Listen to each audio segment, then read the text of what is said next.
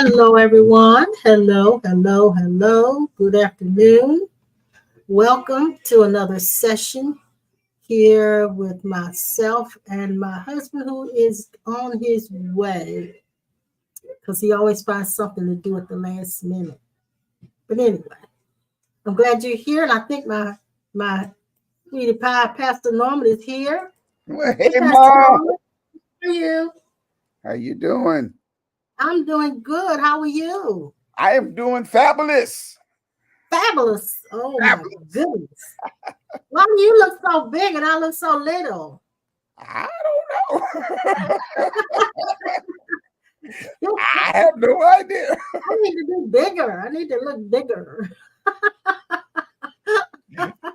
I don't know. Is it raining in your neck of the woods? It's been cloudy off and on, but it hasn't started raining any yet. But Yeah, it's kind of drizzly around here and been cloudy and drizzly most of the day. But it's been nice. I like cloudy days, so it's no problem for me. I love it. it was a little hot day too. So Oh yeah, yeah. And when was Sunday the first day of fall or Saturday? Which one of them? And it was hot. That's all I know. It was mhm. hot. It Yeah, was yeah, yeah. So I'm yeah. waiting for the cooler weather and drier weather too, but I'm not complaining. I am not complaining. And don't need to. I know, I know. Let's see who's here. Let's see who's here. I don't. I guess my husband's gonna come in here. He should. There's my sissy and brother-in-law. I enjoyed you guys on Sunday. I enjoyed you guys so much. We went down and spent a little time with them and had dinner, and came back about 5 that afternoon. We had a good time. Had a good time. We don't do anything when we get together. We just kind of catch up on the stuff we hadn't talked about and all of that. Gossip a little bit, There you go, fellowship. crack little jokes, read a few times. Yeah, that's about all we do. It was fun. It was fun. There's Dee Dee and George. I'm glad you're here. And for those of you who don't know, Pastor Norman is here. That's Pastor Norman right there. That's Pastor Norman right there. Yes. Yeah, and then there's Kathy. Hey, Kathy, I'm glad you're here, sweetheart. John Grease is in the house, and then our super fan Linda Lang is here. I think John is one of our super fans too. Yeah. Yeah, Yeah. They both deserve a T-shirt. they do, they do, they do. Well, what have you been teaching on? I know you're teaching something great. Um, Talking about glory, what glory really means. And it's funny because I was down at the dealership today getting my oil change in my car, and I was just going through my emails, and one of the organizations that's behind, I can't remember what Christian bookstore, they had an article up, and actually the article was about God's glory, and Oh, the guy started out with the same statements that I was making. We use it quite often in church, and we will say it not really knowing what it means. It's always been used as a cliche, and so I've been talking about a lot about glory and what it means, and of course, the first definition of glory is when we are praising God, we're yeah, yeah. honoring and respecting and again, just reverencing Him. But then the definition that I was really focused on pretty much comes out of 2 Corinthians chapter 4, verse 17, when Paul makes this statement that these are light afflictions that are just for a moment, but it's working a greater weight of Mm-hmm. glory. And so that word glory also means absolute happiness, absolute gratification, absolute contentment. And so I've been talking about these areas of the absolute. It also means prosperity. Mm-hmm. So we Mm-hmm. find that as well in Isaiah 61 when he said, arise and shine, for thy light has come. Thy Yeah, light, not God, yeah, but thy light has come, and the yeah. glory of the Lord is resting upon you. And so it talks about the gross darkness that's it was in the world, and but because they saw the light or the glory of God on these individuals, they would be attracted to that. And so I've been talking about preparing ourselves for a greater season of glory. So when you talk about that, Pastor Norman, what do you think the scripture that says that all have sinned and come short of the glory of God. What does that mean to you? How would you interpret that? Well, of course, my self understanding, once again, our oneness with God.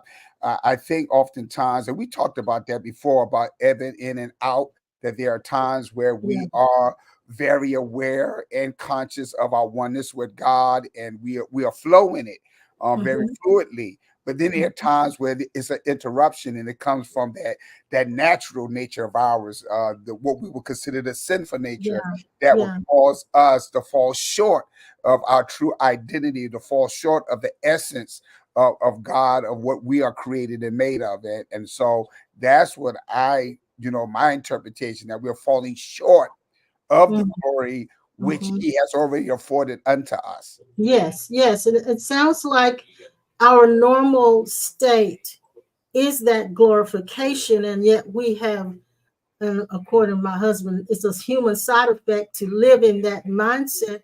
I'm this limited small being. Mhm, So we tend to fall short of that glory. mhm. Now, hold on just a moment. I think my husband's in here doing something, and let me know if you guys can hear me clearly. I've got to make sure he knows that we're on live. Hold on just a moment. You can talk if you want to, Pastor Norman. we, we'll hold on just for a moment.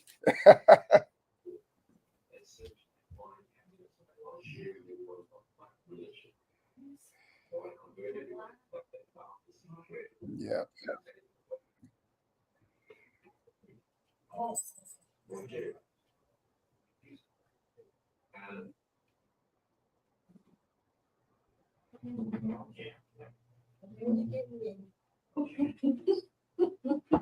Mhm. So you didn't talk, I see. You didn't say anything. You just held on. Knew you wasn't going to be long. He actually was sitting at the table, had fallen asleep. Oh, wow. Wow. He's been busy most of the day and didn't sleep much last night. So he's sitting there eating a tuna sandwich and fell asleep at the table. Wow. Wow.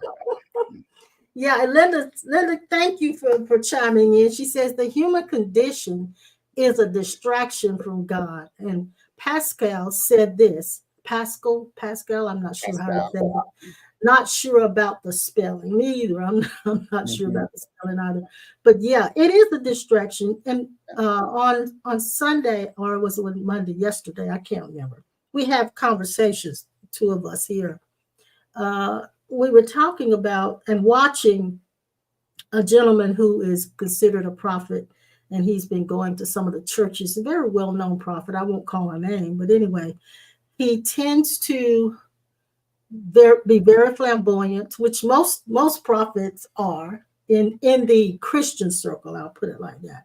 Mhm. In the spiritual circles, I don't think so much flamboyance is there. But we watched him, and he started talking about what we've heard so many times in the church, in our circles, about they say something about God is here now.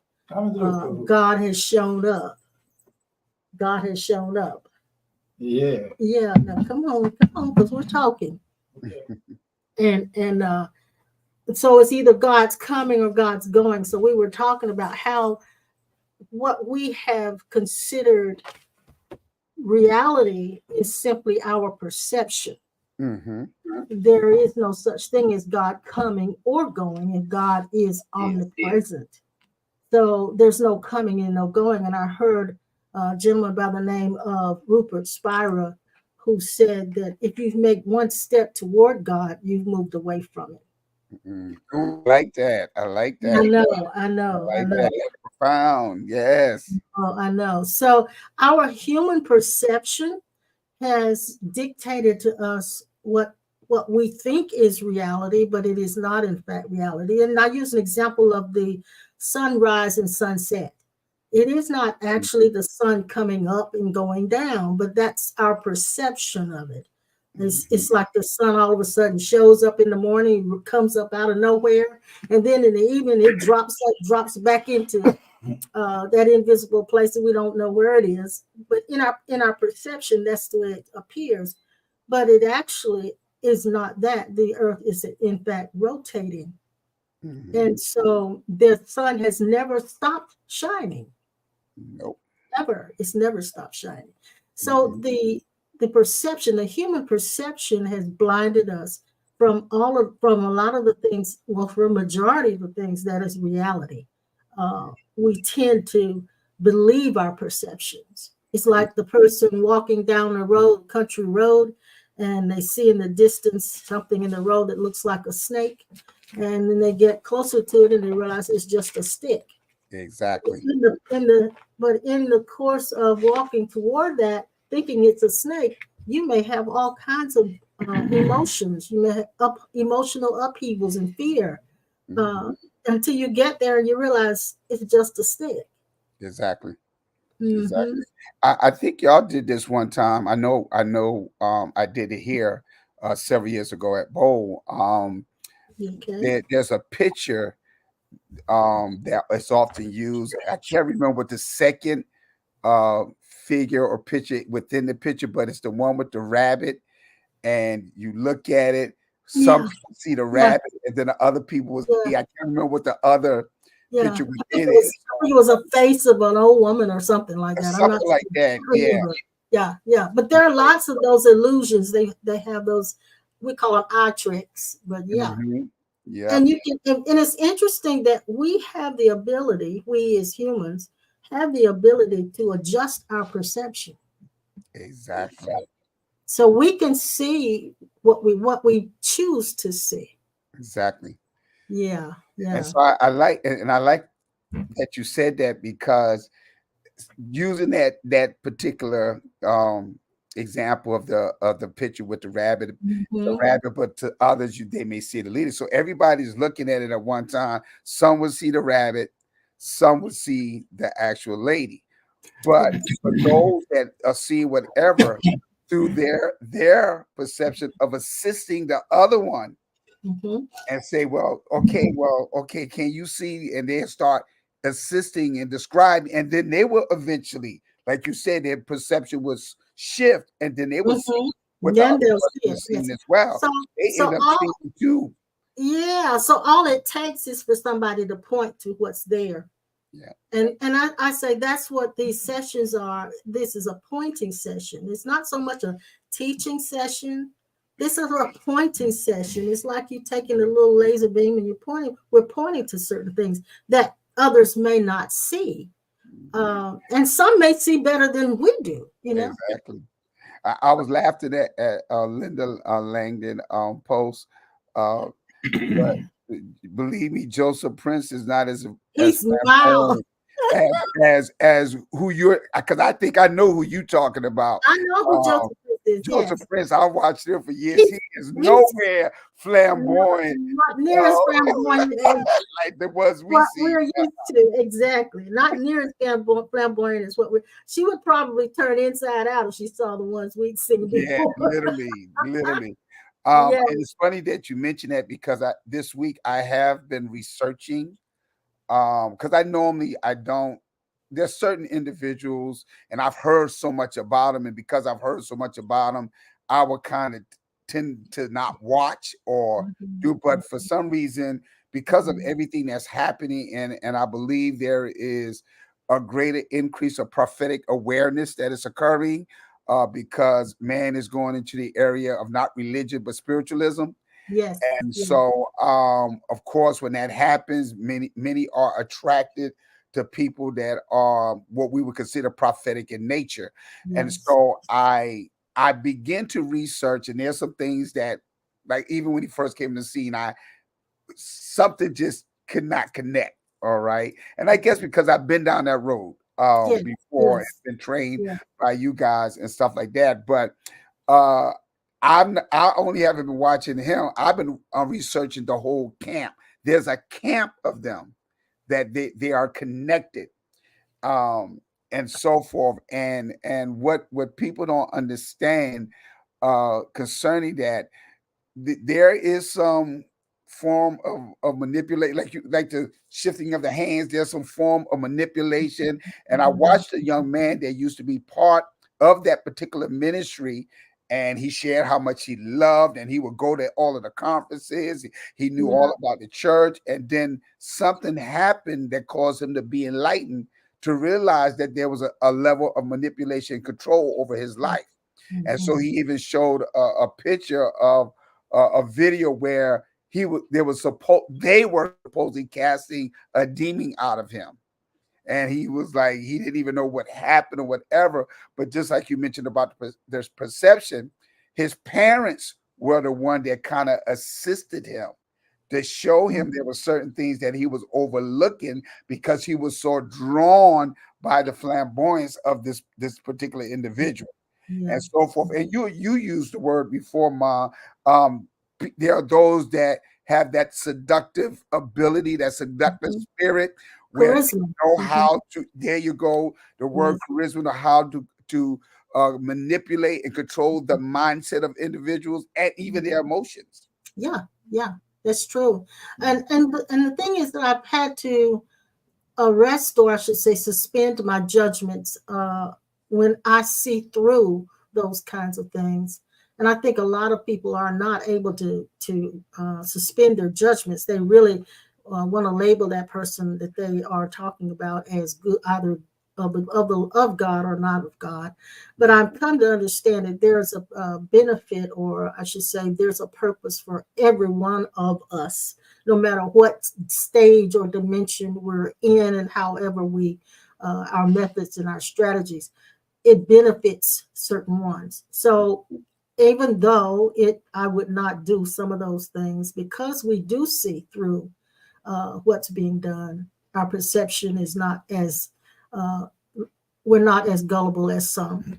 Mhm. However, I do believe that we are coming into a place where more and more people are beginning to see through a lot of the shenanigans that people in our circles have been doing for years. They're Mhm. beginning to see through those things, and then there's some who are never going to let go of it. We know that. But Mhm. yeah, I was about what Linda was saying about Joseph Prince. He is milk toast compared to some, Linda, that we've seen. Mhm. Oh yeah, I can handle him watching him, Yeah, but I do too. the other ones, I mean, really, I'm like, what? I can't focus on what you say based off of Yeah, what you yeah. wearing is blinding me. Yeah. So I have another script, another not another scripture, another question that I'd like to address to everybody, not just Pastor Norman, although I want to hear what Pastor Norman will say about it as well. What happens after awakening? For those of you who've had that glimpse, who have gone past just being a seeker in the sense of trying to get there, trying to find it, but you feel like you have discovered or had a certain level of self-realization. What what comes after that awakening experience for you guys? I would like to know, just if you can give me just a little bit of your experience. Well, I know they're going to be typing It'll in. take a while for them to do it. Yes, Yes, since yes. I'm with y'all, I know for me, first of all, I would have to say when I was aware of the fact that I was enlightened or awakened, it was kind of a, I don't like to use the word it was kind of an unusual thing because things that once I cared deeply about, I didn't really have. I became numb to it. I don't Mm-hmm, want to say I didn't care. mm-hmm, Um, of course, being in ministry and in the circles that we traveled in, we based a lot of what we was trying to do to please God from what Dad would talk about to do it. We kept doing. We needed to go perform. I gotta go pray. If I'm not doing this, the Lord going to kill me, or I'm gonna miss God, and da da da da. When I yeah. got to the place of being awakened, I realized that none of that stuff really mattered, and it Mm-hmm, didn't even matter to Him. And so the particular scripture that really read it many times before, but it didn't have the impact that it did when I was enlightened and awakened when John the Baptist was baptizing Jesus in Matthew chapter 3. And, the Bible talks about when he came up out of the water, that the heavens opened up, and the Spirit of the Lord lighted upon him in the form of a dove. And the Lord spoke and said, "This is my beloved son, in whom I well pleased." I never saw, all the years I read, I never saw it. And the question came to me immediately: what was he pleased? He didn't do anything. Right. He literally did. Right. And the Lord said he was pleased. And so the journey he took me on was, he reminded me of when my mom, when I was in school, my mom said every A you would get, she would give me $5 for every A that I would get. Yeah. Back then. So when she gave me, when I brought the report card, and it was an indication that she was very pleased that I made the honor roll or the grades. And so I'm thinking, okay, Jesus hadn't done anything. He had not performed a miracle, nothing. And the Lord said he was well pleased. And so it was the very next chapter, chapter 4, which, he was led into the wilderness by the Spirit of God to be tempted. And so I realized that the whole thing was about identity. Jesus, being aware of who he was, pleased God. Yes. So it wasn't about performance. It wasn't about doing all these different things and so forth to try to please God or to get closer to God. God was pleased because he was at that place where he knew he was one with God. Yeah. It's just like when we have children, and those kids, when they come into this world, and they're just doing what they do as being kids, but watching them, we see ourselves in them, and that brings pleasure to us. And that's what God, when he looks at us, he sees himself, and so it brings pleasure to him. I had so many F's, I told the teacher I didn't want no report card. I understand a word you just said. You're talking really low. Okay. I had so many F's that I didn't want to bring my report card home. And I told the teacher I didn't want none. I didn't want one. And you drew your mother's and I name drew my on it. she signed the first time, and it was so rough when she signed it. I just drew it the rest of the year. And I think they really tore up the school for first to grade get you out, to get me out to second grade. Uh-huh. And I went all the way through school with the most effed up report card.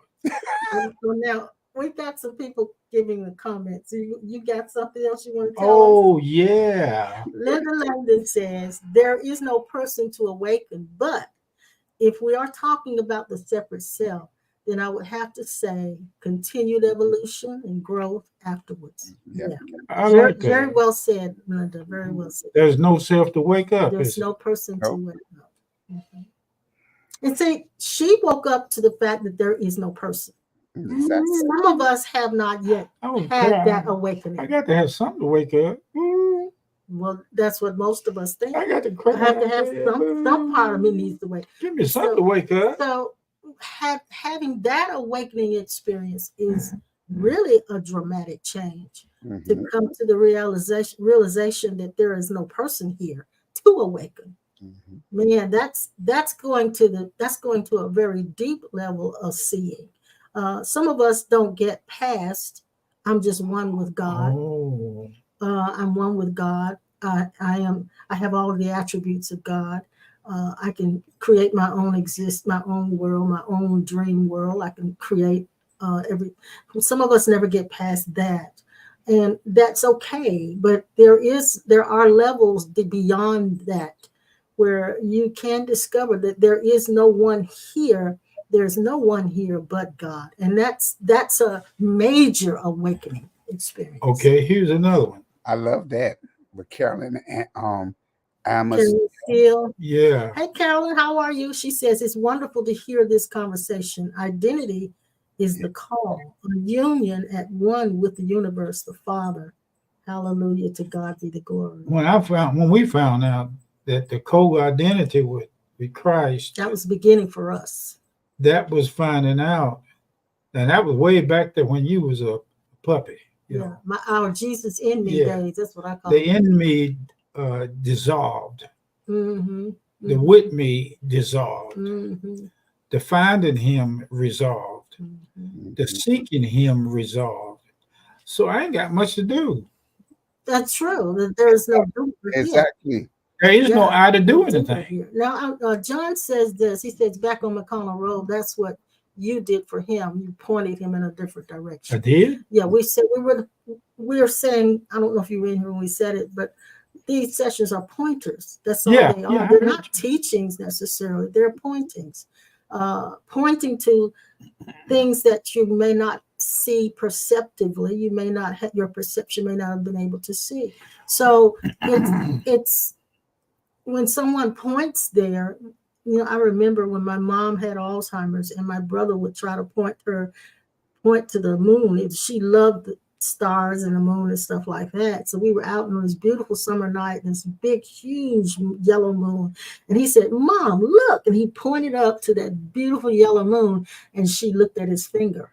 So her perception, she never saw the moon. She only saw his finger. So some people look at the one that's pointing instead of looking at what's being pointed to. So that's why I say these aren't teaching sessions. We don't want you to get caught up on us necessarily. Honor us for that you've gotten from us, but we are not the end. The end is what we're pointing to. What we're pointing to. And now Jonathan, hey Jonathan, he's on here tonight. He said it was shocking at first, talking about his enlightenment experience. I think I realized what I thought about myself was completely wrong. Yeah. It wasn't immediate that I knew what this new way of seeing myself meant. Yeah, yeah. It took a while seeing myself or seeing there is no self. Took a while. It took a while. And yet the human side effect, like you've been saying, is we lapse back into the mind where we begin to believe there is a self here and see ourselves as that. And that's when we have the psychological suffering. One of the main things about waking up is that you find out that there's a sense of depression that comes over that part that has to have something to point, to figure out, to do, to have, and to get more of. And it leads into it leads into a type of depression that no longer can identify itself as being you. That's it. And then you sit at the table, you look at your food, and you say, "What am I eating this for?" Well, there's a I want to say there's a duality here that I'm aware of, but I am not that duality. I am that is aware of it. So there's this aspect of whatever's in this unit, in the psyche part of this unit, that is trying hard to become and trying hard to not be certain things. And here's a good one. You kind of find out you don't want God anymore. That's a blast to that. Yeah. You don't want him anymore because you find out where he is. And where he is, he's never changed. And you're so right, because I remember years ago, I thought it was very noble for someone to say, "I want to be closer to God." Oh. And that I'm not, now I realize when they say that, they're coming from a place of absolute lack. They're coming from a place of absolute emptiness and feeling disconnected. Exactly. That is not a noble thing at all, although we did think of it as a noble request. And you have people at that time that would come in prayer lines, and you were asking what you and the majority of them that didn't have no sickness or anything that they were dealing with, that was the main thing they would say, "I want to be closer to God." Exactly. Now I want to finish what Jonathan is saying, if you don't mind, sweetheart. Jonathan also mentions this. He said, "I went back and forth wanting to accept this new insight, and if I wanted to believe it. Is this really just God playing all roles? Yeah, including mine." That seemed to be a finished product. But then when you say finished product, there's not even any more product. And he said it's taken him a while to accept that.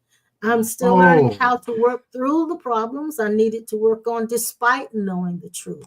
And then he also says, guilt and shame didn't go away immediately, even though I woke up.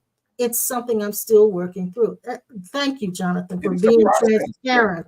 For being transparent. Because it goes back to what Dad said, because I went through that. of course, it happened to me in the midst of the pandemic, and so the thing was, I did find myself in those situations where I started getting depressed, and I felt like I needed to do something, and as if I was drifting away from God, and I'm failing God, and all these different things, and I did go through that. It goes back to like Dad will be talking about the desire every now and then about the brick and mortar, sometimes it's going to see everybody, so we well, you taught this many years ago about soul ties that we have with people, but there's oftentimes soul ties that we create with different events and things that we was accustomed to doing. Yes, Yeah, yes. Different roles that we play. yeah. Yes, yes, by all means. The end of it is you, but the you that is at the end of itself never existed. And that end to what we call us is a story. And the story dissolves into zero. Well, I have to admit that I tended to have the same kind of experience I think that Jonathan had. And it was because I thought awakening meant all of a sudden I'm going to be in this state of absolute bliss. I'm not going to have any more problems. And if I do, I'm going to have this miraculous ability to get rid of the problem. I'm going to have the secret to resolving everything that comes in and presented itself in my life, and be able to overcome it and transcend it. That I assumed that it was meant I would be happy, so happy every day that I would never feel or have a down moment. That was my perception, and that was my belief of what enlightenment was. But now realizing that enlightenment was simply coming to an awareness of myself as a certain, I won't say as a certain, coming to an awareness of myself is being only awareness, and realizing that as I remain that, there is simply stillness, there is simply quiet, there is simply non-chaos. That's the best way I can say it. Doesn't mean that everything in my life lined up and became perfect. There is no utopia, but all of a sudden I didn't need a utopia. You find a preacher that preach all the time, that preach to himself all the time. He found out that there's nobody to preach a sermon to. Exactly. Yes. There's no such thing as a sermon anymore. Yes. Well, You just made me think about a young man that I ministered to. Y'all know them. Matter of fact, they were the first members of the church. But I remember when she was pregnant with this young man, that normally when a woman is carrying a child, there's a lot of activity. All right, there's the kicking of the child and so forth and so on at different stages. And it was at the point where she was concerned because she was not feeling any movement. I mean, she had a daughter prior to it and stuff, and she wasn't feeling no movement, no nothing. So she thought that she was still, the baby may have been stillborn. Yes. And the Lord began to remind me of that. And I was ministering to her concerning him. He's in high school now, and so what the Lord started revealing to me about him, because he's an amazing athlete and stuff, but a lot of people are very shocked by his persona, his character, his personality. He does not allow anything to rattle him at all. I mean, he's very calm. Like I said, football player. I mean, calm. And the Lord revealed to me, I said, you are experiencing and witnessing the stillness of God. That's how he was in her. He was literally still, and he is the same way right now. Just as calm as can be, not rattled about much of anything, and it shocks people. He has so much peace. Yeah. My niece, I can't say she's that way now, but when she was born, my sister, she had a C-section. I don't think Renee would mind me saying it. And so I was there. Renee was completely anesthetized. She wasn't awake at all when Shelley was taken from the womb. And I was there. I was there to be the first one to take her. And when she came out, she was so still that she was blue. And they had to make her breathe. Wow. They stuck her heels with a pin. She still didn't cry. They smacked her back. She didn't cry. They kept shaking her. She still didn't cry. They had to keep messing with her. And finally she went, eh. And then that was the last time she cried. And she didn't Wow. cry anymore the entire time. And when we brought her home, she was so quiet that a lot of times you just didn't know she was even there. And when even after she got only time she cried when she was a baby is when her nose got stopped up. Other than that, she didn't cry. She'd go, eh, that was it. And so when she was around 10 or 11, I took a trip with her to take my mom to see her brother for the final time. And Shelley stayed at the house with us. No other kids there, nothing there to stimulate her. She just sat and watched I Love Lucy, and she was satisfied doing whatever she was doing. And my uncle said, is she all right? I said, yeah, she's fine. But that stillness, people aren't, they're not used to that stillness, and they think it's something wrong when you're like that. So I'm going to mention now what some of the others are saying here. Sissy said, this is my sissy, that's why I call her sissy. She said, for me, the pendulum still swings. Awareness is more prevalent at times. Yeah, exactly. That's pretty much, I think, for everybody. I think that's the way it is for everyone, isn't it? Mm-hmm. And then Linda says lapses back into the body are just a habit. It's difficult to break deeply ingrained habit. Yes, ma'am. And she said the mind can be like a bully trying to get a reaction out of you. That is, we need to put that on a t-shirt.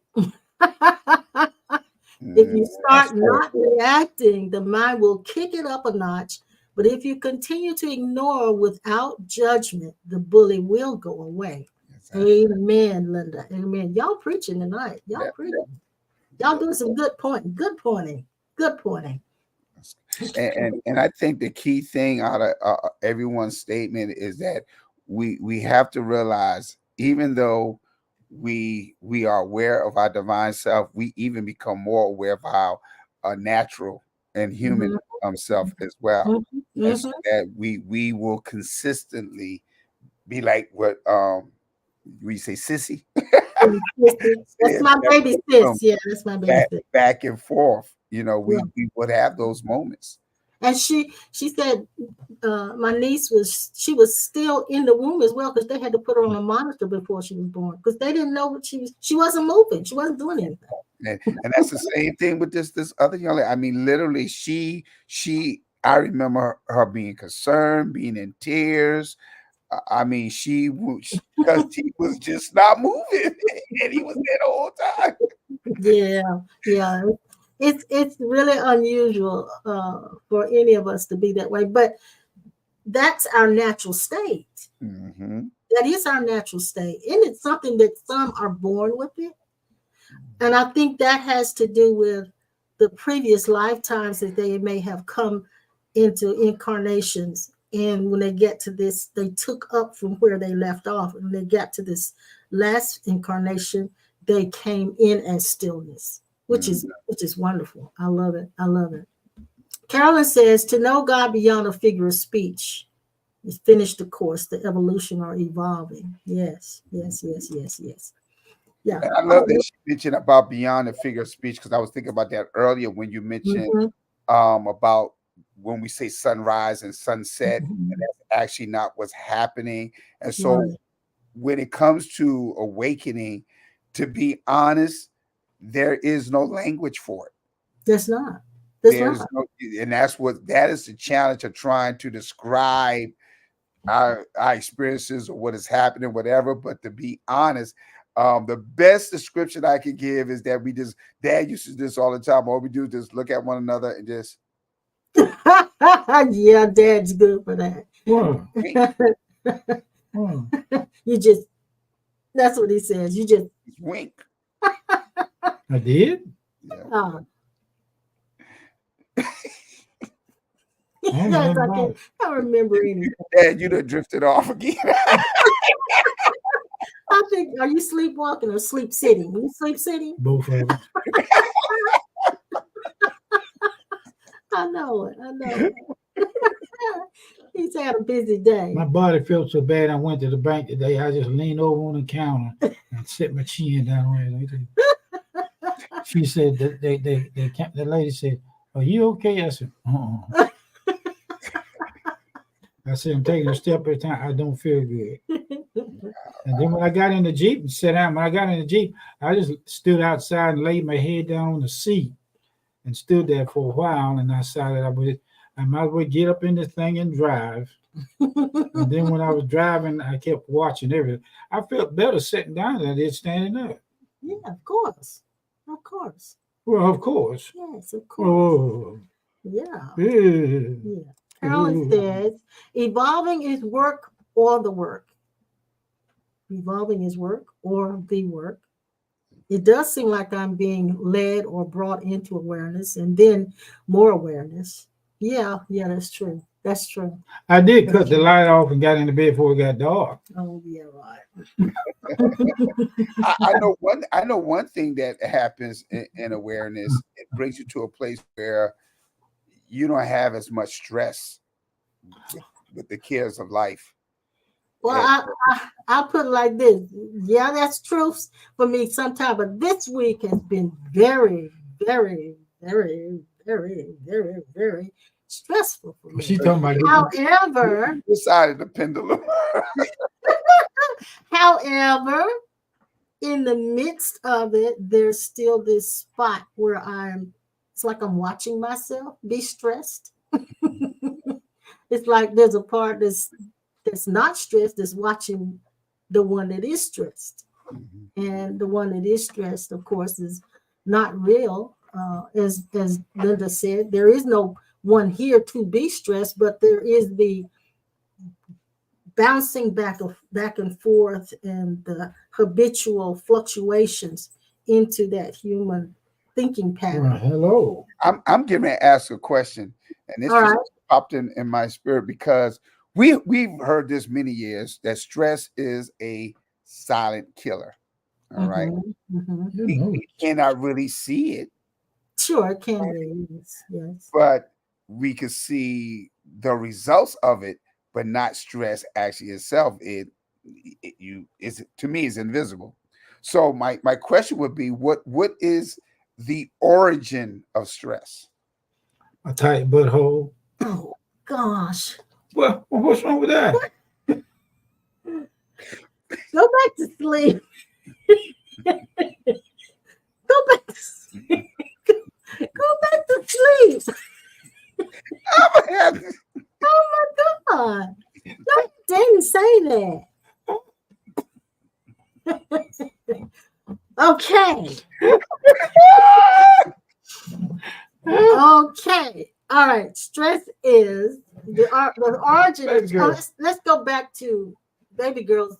Look, baby girl had a B12 shot yesterday. So she's eating more and she's busy over here scratching the carpet now just to get attention. But anyway. Well, that's the truth. Yeah, but no, we ain't going there. We're not going there. But yeah, different type of stress. origin of stress, and I think I mentioned this on the last time we were talking. Primitive man had so many physical threats and dangers, things that would endanger him.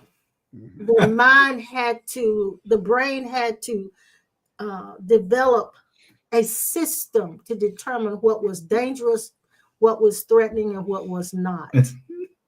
Like that comment you just made. But now It's the truth. the things that bring us stress are no longer. Very rarely is it a physical thing. Well, that's a good sign of it. Yes, but don't talk about that. So it's very rarely now something physically about to happen that's going to stress us out, unless it's like a car accident or something like that. The majority of times it's emotional things that take place. there are more psychological things that endanger us now instead of physical things that might take our lives, like losing a job, for instance, and not having the money to pay your bills. That's stress. But it's not anything you can fight. It's nothing to fight, and there's nothing to run away from. And so the energy of that lives in the body.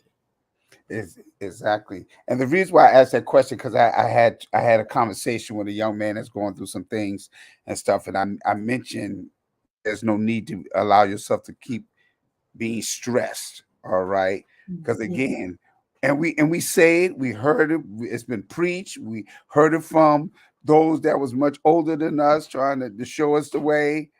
There's no need to complain. Go to There's sleep. no need to murmur. There's no need to stress, because it doesn't solve anything. It doesn't. It doesn't change nothing. And so I was helping them to understand the fact of, you have to make a decision. And I'm fighting with everything in me not to laugh as well. So He's got the goofy, sleepy goofies. You know what I mean? You know how goofy you get when you're sleepy? That's he's got what's wrong with him. Yeah. He's got the sleepy goofies. Yes, he has it. He has it. I want him to go to sleep. But that is funny.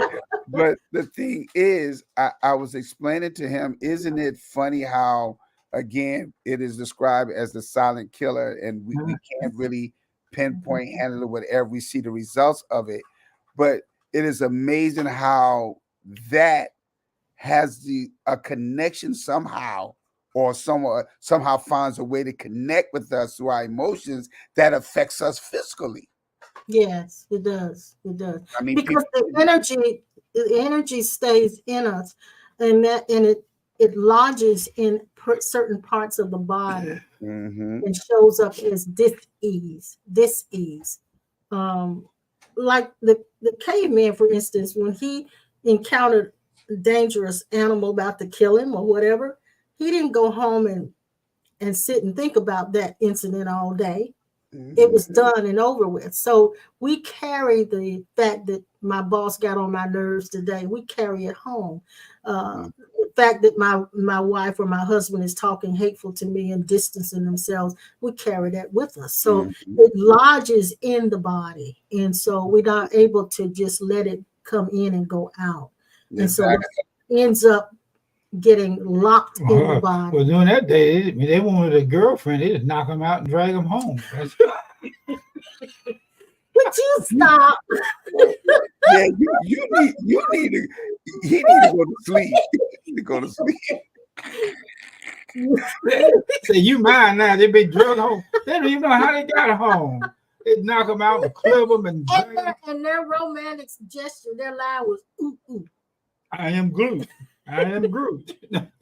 Yeah, right. Okay. Yeah, Let me say this. I will never feel guilty or shameful about something I did in a dream last night. So for the same reason, there's nothing to feel guilty or shameful about in the waking state.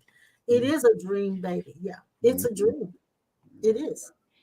And this is what I was thinking about it today, talking about perception again. The season of your life. In our circles, Christian circles, where the church circles we've been in, Pastor Norm, they always say you have another season. You're in another season. But I hear that. But I realize that we are in a season. Each decade of your life is another season. So here we are, Dad and I. Remember, I said, yes, we create, but we only create parts. We only create the dream. We make our dream better. And so nothing comes into this world except it goes out of this world. It comes into being and then it begins to fade. So as you age, what you begin to realize is the season of things disappearing, which is really hard. Really hard for the ones who are aging. If they're not aware of what's going on, and if they cannot accept what's happening. This is the season. Okay, I've watched my beauty fade. We're now looking at baby girl who's she's declining, not sick, but she's declining. And I watch all my hair fall out. Thank you. And so No, we're it fell watching. down. We're watching. Ah! We're watching the decline of things. This isn't a bad report. This is just the acceptance of what is. There's a decline of a lot of things in this season for us at our ages, and it's a lot of people who are in our same boat. So it's knowing this season and knowing that nothing comes into this world permanently. Nothing Mhm. is permanent. It's our trying to keep it permanently that makes us suffer. And that's the key thing, because I was getting ready to ask you that. I mean, we are very, and we would preach it, we would say it. We all the same. We came into this world. We will eventually all have to leave. We all have to face death. But it's such a struggle and a mystery, and Mhm. we are so fearful of it, and so forth. And while you was talking, I thought about, the things that before he had transitioned, and I'm talking about Bishop Carlton Pearson. Yeah, Um, he embraced death. he did. He did. He did. He didn't fight it. He was trying to. I mean, look. What was the statement he was saying? People say, "How you doing?" He And said, how you dying? how How you you dying? dying? There you go. How you dying? So he Mhm. embraced and knowing the reality that Yeah. it is gonna come. My season is coming when Mhm. I'm gonna Mhm. leave here. So And my he done it dream, with such grace. yeah. So my dream may be very well intact right now, but that doesn't mean it's going to remain intact because nothing in this world, in this physical world, does. Exactly. And so I have to accept that that is what is the reality. This dream is made to disappear. It's made to disappear. Uh, that isn't something that most of us get happy about. But when you accept it, you accept that season of your life, there's less psychological suffering behind it because it is futile. And we're talking about Star Trek, the Borg. It is futile to resist. Mhm, mhm. Resistance is futile. Yeah, We are the Borg. You Yeah. will be assimilated. Mhm, mhm. Yeah. So now that's, it's amazing that you mentioned the Borg, because they are a good example of, again, oneness and, yeah, and yeah, so forth, yeah, because yeah. they all A had that. perverted, yeah, perverted oneness, yes. Yeah. Yes. Hmm. Well, none of them have any rights or any will to do anything other than what the collective is there for. And so, yeah. Now, Exactly. Carolyn says eternal life is the gift, and we must believe. Yes. Yeah. Yes. But you know what? Let me tell you this about salvation. I thought salvation was somebody dying for me in order to be free. Mhm. When I found out that salvation, the way it's been translated to us in church and in book, is not the truth of salvation. The truth of salvation is when you fully see and aware that you will never any of that stuff that had to be redeemed. Yes, yes, Exactly. yes, yes, I say, Exactly. well, yes. redeeming, you deem something. Mm-hmm. Like redeeming a coupon at the grocery store. Redeemed it. Mm-hmm. So I'm realizing that worry and tension and stress, even though I gave a vivid description of it, Because we have experienced it and in she's these talking about getting a forms. job today so that she can redeem some of that stress from our bills, because we don't know what we're going to do to pay this and pay that.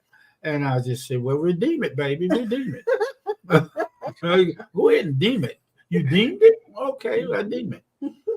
So you finally realize that the Jesus that you thought you found, that you received, was yourself, Hmm. And your real self. yeah, and that Jesus in the scriptures was the greatest pointer. He pointed to who we are. He was showing us as an example. That's the other thing I wanted to say. It, it isn't enough to just tell people. Mm-hmm. In fact, I wouldn't recommend telling people all of this. Now we come together in this spiritual community because we need to hear it again and again and again and again. Yeah. However, it isn't to get a person to wake up. It's not necessary to give them words. What is necessary is to be an example. Exactly. Be an example. I heard a young lady tell a teenager this. She was talking. The teenager had asked her a question. She said, "How do I get my friends to accept Jesus Christ?" And because she was a saved little girl, was a saved Christian, and she was trying to get all of her friends saved and all of this.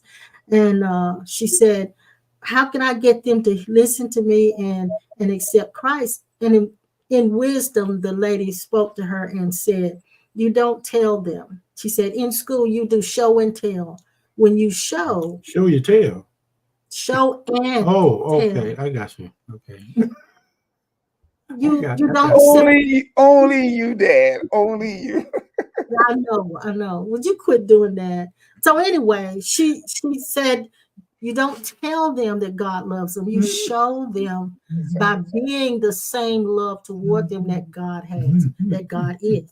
And so I thought that was very wise what she said to her, because it doesn't take words to win people. It does take examples to be that example. And Jesus said that himself when it was asked, please tell us in John chapter. Okay, and I'm just paraphrasing. Look, please tell us who you are. All right, stop messing around. Tell us who you are. And he said, I tried to tell you, but you didn't believe me. So my words didn't matter. They didn't have any weight. But he said, don't believe me for what I say. Believe me for what? For the works. I do. That's it. Would you believe? An example. Yes. I was on the telephone yesterday talking to one of the old members of the church. And my right ear, when I turn it to the side, it opens.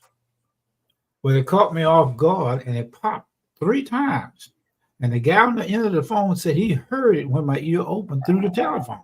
And you could hear the rest of the evening. Yeah. Yeah. You heard perfectly the rest of the evening. But when it comes down to her, I can hear her, but I can hear him. Selective hearing. Yeah, selective hearing. But anyway, he could hear my ear open. I said, you did? He said, yeah, I heard it when it popped open. Wow. So the first time I ever heard anything like that. I was thinking that I was the only one who heard that. But here it is. There must have been an echo in their head. Back to the ranch. She always trying to. She don't know how to be funny. Her trying to be serious is funny. It ain't nothing. Don't pay attention. I'm laughing. I sound like Deputy Dog. You do. I do. Yeah, you do. I find more reason to laugh and have fun now than I used to. And that is why I love you guys so much. Oh my God! You know, it's funny that you said that. Y'all, and I'm familiar with House of Pain, the comedy show. Yes. And there was a scene where the young man was making reference to his parents because the girl that he's engaged to was stating, you know, I just love your parent. What kept them together so long? And he made the statement to her, they know how to laugh. Because see, she wasn't laughing at his jokes and stuff. He was trying to be funny with her, and she got very serious like that, right? And it kind of hurt him and stuff. And so later on, she was just admiring his parents, and he said no matter what they face, no matter what they deal with, they learn how to laugh. Yeah, and we have learned how to laugh. We really have. We might get stuck for a little while, but eventually we'll laugh. But that's the great example of freedom, and that's the thing where, you know, in the course of y'all taking us through this journey and pointing certain things, we have to learn how to just enjoy life and stop being all serious all the time. Well, you have to, when you come in here on our sessions, you have to let go, because otherwise you'll think these people are nuts.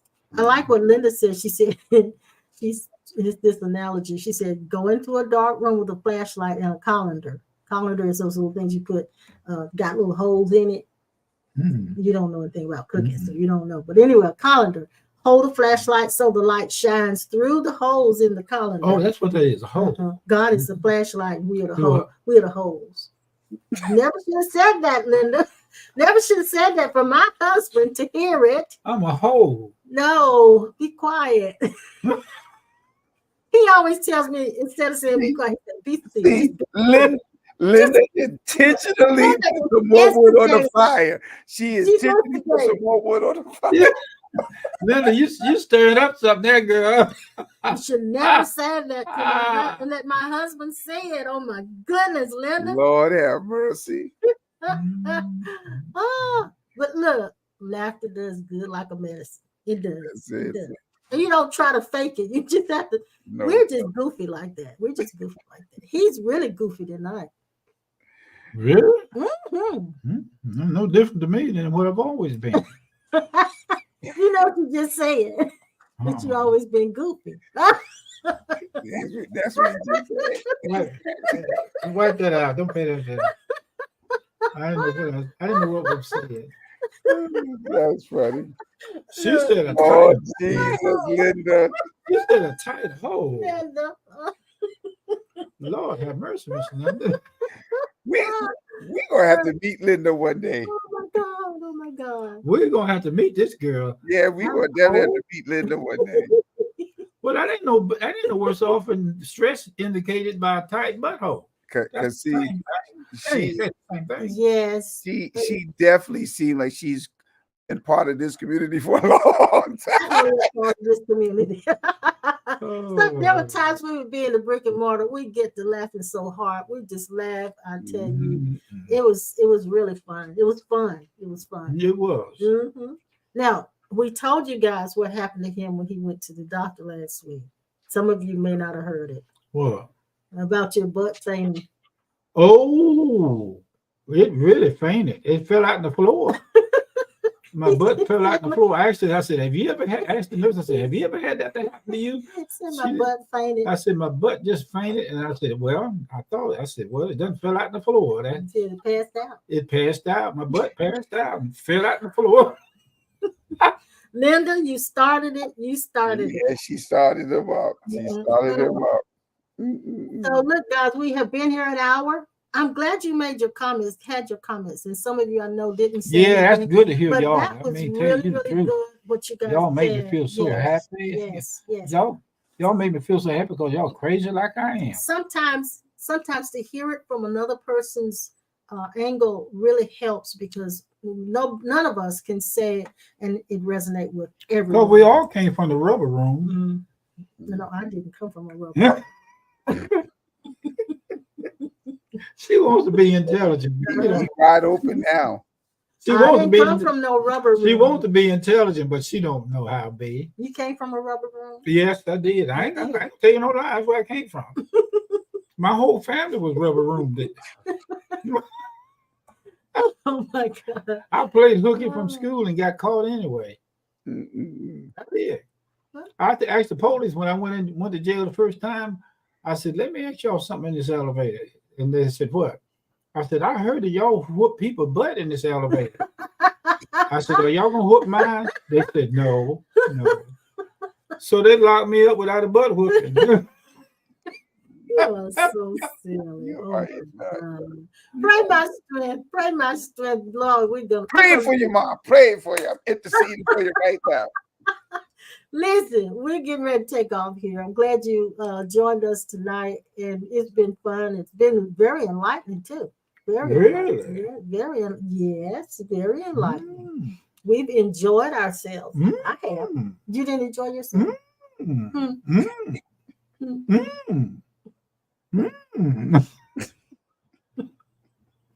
Pastor Norman, what am I going to do with this woman? She's talking one minute ago, she told like we're going to have to get a job. And she said she don't know what she's going to do. I may have to. Yeah. Well, I don't know what am I going to do. I can't sit around here. Stay here and take care of baby girl. Oh Lord. That's a job in itself. Yeah. Listen, baby girl she went to the vet yesterday, and they checked her out. They gave her some probiotics and a B12 shot. And the day that rascal's been eating like crazy. Wow. She's been eating like crazy. So, You know what's so amazing is about the don't start reading Bibles and trying to teach. He's been ready to get serious and try to teach. Wait till you get ready to get her off. wait till they. Lord D. Well, he said, listen, don't start. Don't even start. I am the way, truth, and the life. This is how you bless Pastor Norman. This is how you bless us up at the top of the screen. Well, we really do need some help there. I think they heard us the first time. Yeah, I mean, she's talking about getting a job, and I don't know how she gonna. What kind of work you gonna do? I don't know. I told her she could do Hoover, or whatever you call that. I'm not doing no Hoover. And she had to keep a gun in the seat all the time, because there's gonna be some crazy folks. You ain't doing it. Yeah. I couldn't do it because I wouldn't know how to get around town. This is true. I don't know about getting around. Thank you, Noelle. Listen, Noelle's taking place doing what her mother usually does. She's putting in there how to give. Thank you, Noelle. You are Noelle. I sent you a message and thank you for the gift. Thank you, sweetheart. And hit the like button, Linda. Thank you for telling them to do that. Pearl said we got her cracking up. I don't doubt it. I know she's cracking up for real. I told you guys that week before last week, we were sitting in the doctor's office and I got a notification from our YouTube channel where a lady in New Zealand just happened to be up at 4 a.m. and our video came up on her screen. And she said, you two are too cute. Oh. And she was telling us how much she was blessed by the video. So make sure you hit the like button. Girl says she's cracking. Yeah, she said she's cracking up. Yeah. Thank you guys. Ooh, hit the like button. Where I got it. Somewhere up here I got it. Yeah. Got what? That. What is that? To hit the like button. Oh. I hit the switch over here. Dad, don't pay attention to what I'm doing at all. Thank you for supporting the broadcast. That's all I know you see. I see what you see. Help me. Let me start praying for you, Mom. Thank you, Pastor Norman. And don't forget, you can bless Pastor Norman as well with his cash app. Listen, we'll be back next time on Sunday morning. I'm coming to see you. You said that over and over again. I don't know when. Well, you need to make up your mind and just do it. You want somebody to come and pick you up, though, don't you? Yeah, they're going to have to do that because I can't drive that far. Not like I used to. I get down and get lost, and y'all have to come and find me. You might not have your chauffeurs like he had before. You know, that is right. Get ready. Hey, you think Gwen could find out how to get up here? Huh? When Gwen can find out how to get up here. Yeah. She can. Yeah. She probably could, yeah. As long as she got GPS. That's what I was getting ready to say. My Jeep ain't got no GPS. No, your Jeep doesn't have, but the car does. The car has GPS. Anyway, guys, we'll see you on Sunday. We'll be there at 10 a.m. Pastor Norman will be there at 9. Is that right, Pastor Norman? 9 a.m. Yeah. Yeah, so he's doing both now. He's doing the online and the really doing all of that. 9 a.m. virtual broadcast, 12:30 in the afternoon corporate worship. Gosh, wow. Go for it. Just go for it, young man. It's been amazing. You heard any more about that project you were talking to us about? We will talk about that afterwards, not while we're on. Well, we can talk about anything. No, we cannot talk about anything. Not on here.